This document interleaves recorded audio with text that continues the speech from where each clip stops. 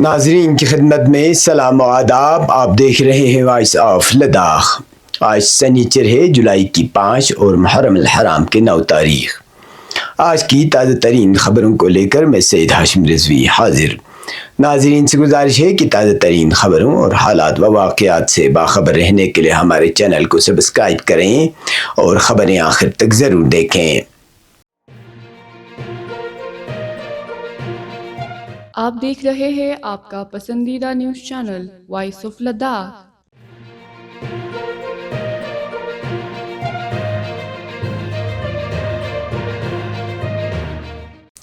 تاسوعہ حسینی اور 9 محرم الحرام کے موقع پر آج ضلع کرگل کے مختلف علاقوں میں سخت گرمی کے باوجود عقیدت و احترام کے ساتھ جلوس علم حضرت عباس برآمد کیے گئے.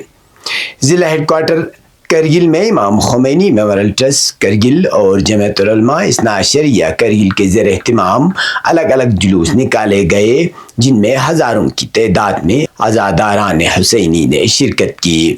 ضلع انتظامیہ نے امن و امان اور نظم و ضبط کے پیش نظر دونوں اداروں کو جلوس کے لیے مختلف اوقات مقرر کیے گئے تھے. امام خمینی میموریل ٹرسٹ کرگل کے زیر اہتمام جلوس صبح 10 بجے سے مختلف علاقوں سے نکل کر کرگل شہر میں داخل ہونا شروع ہوا، جو شہر کے مختلف راستوں سے گزرتا ہوا حسینی پارک میں واقع خیمہ گاہ پر اختتام پذیر ہوا. جلوس میں شریک عزادار نوحہ خوانی و سینہ زنی کرنے کے ساتھ ساتھ امریکہ اور اسرائیل کے خلاف فلک شگاف نعرے بلند کر رہے تھے. اس کے ساتھ ساتھ ایران، یمن، غزہ اور دیگر استقامتی تحریکوں کے حق میں بھی پرجوش آوازیں بلند کی گئیں. عزاداروں کے لباس اور سینوں پر رہبر معظم انقلاب اسلامی کے تصاویر اور فلسطین کے پرچم نمایاں طور پر چسپاں تھے.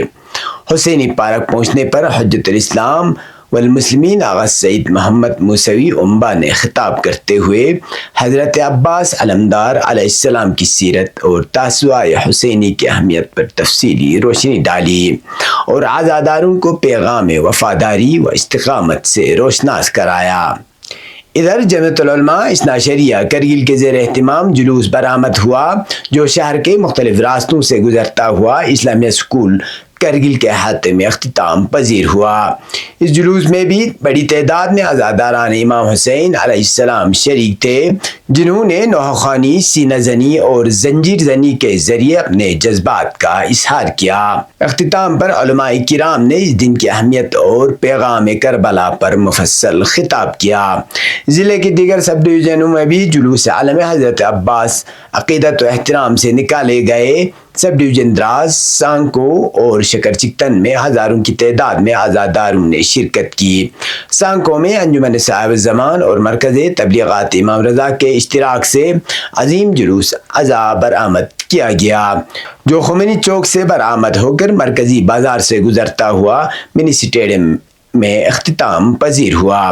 اس کے علاوہ تھزگام، علمدار نالہ، برسو، سرو، لنکرچے، فرونا اور ٹی ایچ جی کے علاقوں میں بھی جلوس علم حضرت عباس کا انعقاد ہوا، جہاں مومنین کی بڑی تعداد شریک ہوئی اور خانوادہ رسول سے اپنی عقیدت و محبت کا اظہار کیا.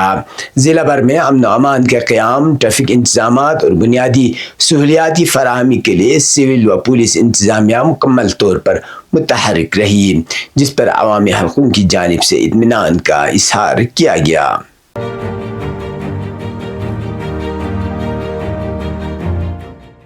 ڈپٹی کمشنر کرگل راکیش کمار نے کرگل ٹاؤن میں محرم کے جلوسوں کے پرامن اور منظم انعقاد کو یقینی بنانے کے لیے زونل اور سیکٹر مجسٹریٹ کے ساتھ ایک اہم میٹنگ کی صدارت کی. اس موقع پر ضلع انتظامیہ کی تیاریوں کا بھی جائزہ لیا گیا. میٹنگ میں D C Imtiaz Kacho, joint director finance Iftikhar Hussain, joint director planning Abdul Hadi, A C R, D S P D R, S P traffic, secretariat magistrate, دیگر ضلع افسران اور آئی کے ایم ٹی و جمعیت العلماء اثنا عشریہ کے نمائندگان نے شرکت کی. ڈی سی نے بتایا کہ ضلع ہیڈ کوارٹر اور سب ڈویژن میں امن و امان کو مجموعی نگرانی ADC امتیاز کاچو کریں گے، جبکہ سب ڈویژنوں میں جلوسوں کی نگرانی متعلقہ SDMs کے ذمے ہوگی۔ جلوسوں کے راستوں کے لیے زونل مجسٹریٹ بھی مقرر کیے گئے۔ افتخار حسین کو اقبال برج سے خمینی چوک تک، جبکہ عبدالہادی کو خمینی چوک سے لال چوک، حسینی پارک، پوائنٹ برج اور بلتی بازار سمیت قریبی علاقوں کا انچارج بنایا گیا۔ DC نے تمام مجسٹریٹ کو ہدایت دی کہ وہ جلوس سے قبل اپنے علاقوں کا دورہ کر کے ممکنہ مسائل کی نشاندہی کریں اور متعلقہ اداروں کے رضاکاروں سے رابطہ رکھیں تاکہ جلوس منظم انداز میں مکمل ہو۔ مزید برآں عوام سے پرامن ماحول برقرار رکھنے، وقت کی پابندی اور صفائی و ستھرائی کا خاص خیال رکھنے کی اپیل کی گئی۔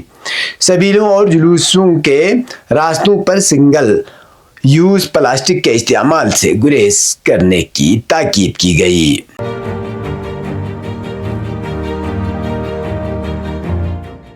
ان دنوں پورے لداخ میں بالخصوص ضلع کرگل شدید گرمی اور خشک موسم کے لپیٹ میں ہے، جس کے سبب عوام کو خاصی مشکلات کا سامنا کرنا پڑ رہا ہے۔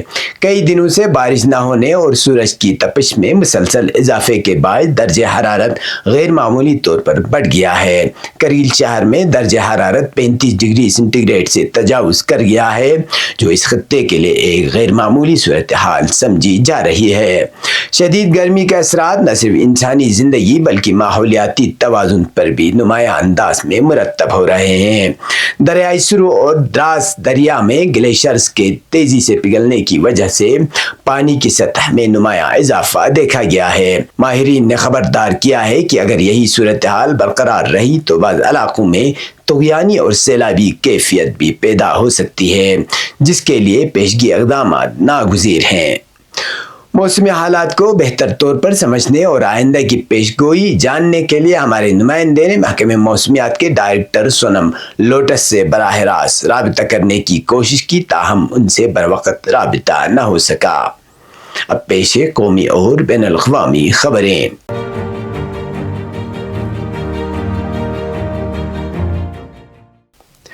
جموں کشمیر کے وزیر اعلیٰ عمر عبداللہ نے زراعت کو نہ صرف خطے کی معیشت بلکہ اس کی شناخت کی ریڑھ کی ہڈی قرار دیتے ہوئے نوجوان زرعی ماہرین، سائنسی محققین اور فارغ التحصیل طلباء سے پائیدار زرعی انقلابات کے لیے قیادت سنبھالنے کی اپیل کی۔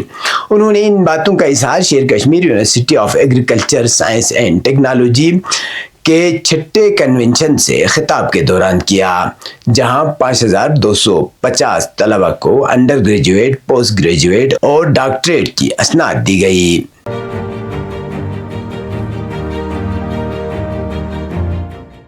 القدس بریگیڈ اور ابو علی مصطفیٰ بریگیڈ کی کارروائی میں سیونی کمانڈ سینٹر، ٹینک اور فوجی اجتماع کو نشانہ بنایا گیا۔ فلسطینی ذرائع کی رپورٹ کے مطابق فلسطینی مقاومتی تنظیم القدس بریگیڈ اور ابو علی مصطفیٰ بریگیڈ نے کارروائی کرتے ہوئے سیونی کمانڈ سینٹر، ٹینک اور فوجی اجتماع کو نشانہ بنایا۔ تفصیلات کے مطابق فلسطینی اسلامی جہاد کے عسکری ونگ القدس بریگیڈ نے ایک بیان میں اعلان کیا کہ انہوں نے جنوبی غزہ میں واقع اسرائیلی فوج کے کمانڈ اور کنٹرول ہیڈ کوارٹر کو میزائل حملے کا نشانہ بنایا، جو کہ کامیاب رہا۔ ایک اور بیان میں القدس بریگیڈ نے زور دے کر کہا کہ انہوں نے عوامی محاذ برائے آزادی فلسطین سے وابستہ عسکری گروہ شہید ابو علی مصطفیٰ بریگیڈ کے ساتھ ایک مشترکہ کارروائی کے دوران خان یونس شمالی علاقے میں موجود اسرائیلی فوجی تنصیبات اور اجتماعات پر مارٹر گولے فائر کیے۔ القدس بریگیڈ نے مزید کہا کہ انہوں نے خان یونس کے وسطی علاقے میں ایک اسرائیلی ٹینک کو بھی تباہ کر دیا۔ بیان کے مطابق کارروائی میں 2 بموں کو دھماکے سے اڑا دیا گیا، جو قابض فوج کے چھوڑے گئے ساز و سامان کے ساتھ نصب کیے گئے تھے۔ بیان میں کہا گیا کہ یہ تمام حملے قابض اسرائیلی فوج کے خلاف مسلح مزاحمت کے دائرے میں اور غزہ میں حالیہ سیونی جارحیت کے رد عمل کے طور پر انجام دیے گئے۔ یہ تھے اب تک کی خبریں، اسی کے ساتھ مجھے اور میرے ساتھیوں کو دیجیے اجازت۔ اللہ حافظ۔